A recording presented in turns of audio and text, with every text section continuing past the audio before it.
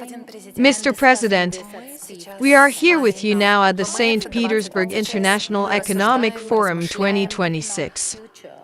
We are discussing and reflecting on how to ensure a stable economic future and attract investors to Russia, while at the same time we are seeing attacks on Russia's critical infrastructure being carried out by Ukraine. You know, these attacks, of course, bring nothing good. Moreover, they do cause us a certain amount of damage. But when investors make investment decisions, they assess the entire range of risks. Yesterday, speaking with your colleagues, the heads of the news agencies, I said that for us this means only one thing. We must strengthen our security, strengthen our missile defense system, reinforce our air defense capabilities, and that is exactly what we will do. But business, especially serious long-term business, looks to the long-term historical perspective. Above all, it focuses on the economy in which it intends to invest. We have been discussing what is happening in the Russian economy. We note that we are seeing a slowdown in the growth of gross domestic product and certain other developments.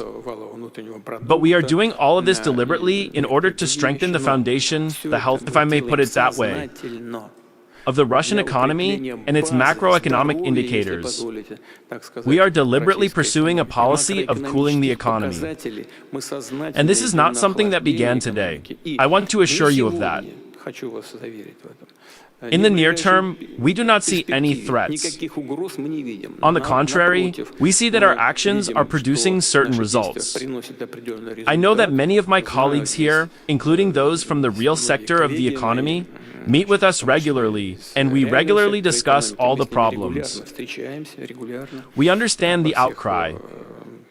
This expression may not mean much to you, but the Russian audience will understand it. A Yaroslavl's lament, a cry of help. Connected with the key interest rate and other related issues. This certainly complicates the investment process. But, I repeat, and this is the most important point, the fundamental foundations of the Russian economy remain intact. That gives us reason to believe that Russia remains an attractive country for investment, including not only domestic, but also foreign investment. And I should say that we do see this interest and, of course, will welcome our partners.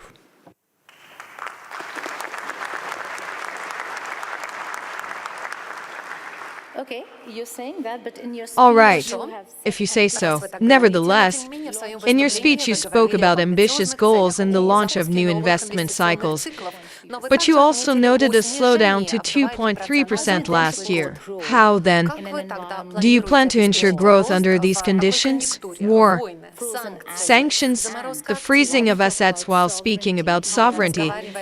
How can these priorities be balanced, maintaining a kind of equilibrium while at the same time attracting foreign investors to Russia? Well, look, you yourself mentioned war and sanctions, yet the economy is developing and everything remains stable. Even the domestic market is growing, and the population's standard of living is improving. As I said yesterday, we had set ourselves the goal of reducing the poverty rate to 7% only by 2030. But we have already reached 6.7%. We achieved it earlier than planned and exceeded our target. At the same time, our macroeconomic indicators remain stable. And I would like to emphasize that once again, therefore, despite all the difficulties, and there are many of them, always and everywhere, the fundamental foundations of the development of the Russian economy remain stable and have good prospects for future growth. Every business, every company carefully evaluates all the risks. Once again, both the risks of today and those in the near term and over the longer horizon. There are companies that want to work with us after assessing all these risks. I have no doubt that we will continue to minimize those risks and that, sooner or later, they will recede. As for the military hostilities, we proceed from the assumption that they will end someday. And they certainly will end once we have achieved the goals we have set for ourselves. As for the sanctions, I don't know. Sanctions do more harm to those who impose them. Have the sanctions caused us any damage? Yes, around $300 billion of our assets were frozen. But now our reserves already exceed $500 billion.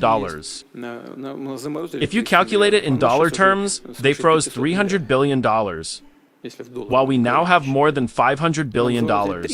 Well, there is your answer. Have they caused us damage? Yes, they have.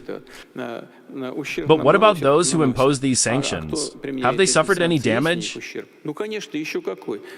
Well, certainly a great deal. According to various estimates, if you look at the Eurozone, the damage from the sanctions imposed against us amounts to between 1.5 trillion euros and 2 trillion euros. But now there is a reassessment of this situation underway.